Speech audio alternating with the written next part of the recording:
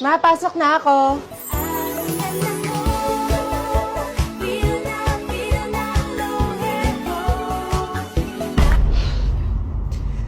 Nangyari sa'yo, te. Ang init sa labas. Ang init. Sino nagpatay ng electric fan? Grabe ang init. Respeto naman sa natutulog, oh. Ang init. Wow, Switzerland.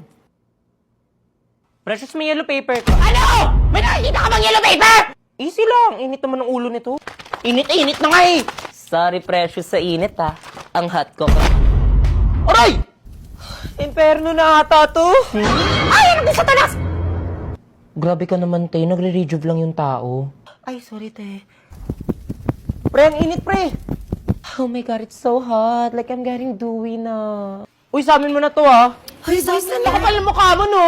Sa amin yan. Eh, hindi ka nga bumayad ng wall fan, eh. O bakit may pangalan nyo ba? Bahala kayo dyan sa amin to. Ano ba sa amin na nga? Kahit magsama pa kayo. Can you just be a gentleman? Sige, saan nyo na? Ibulsa nyo. Pre, ba't mo binigay? Okay lang yan, pre. May dala-dala naman ako ditong extra creamy halo-halo na mang inasal. Nagpa-deliver ka ng halo-halo? Tikman ang mas pinalevel up, extra creamy mang insal halo-halo lalo na ngayong tag-init season. The best pa rin talaga tong extra creamy halo-halo. Hala, pahingi naman. Sige na nga, dahil gentleman ako, ililibre ko kayo ng mga inasal halo-halo. Really?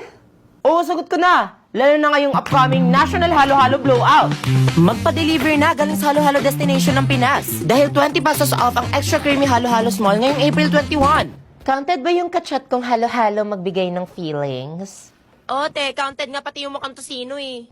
La,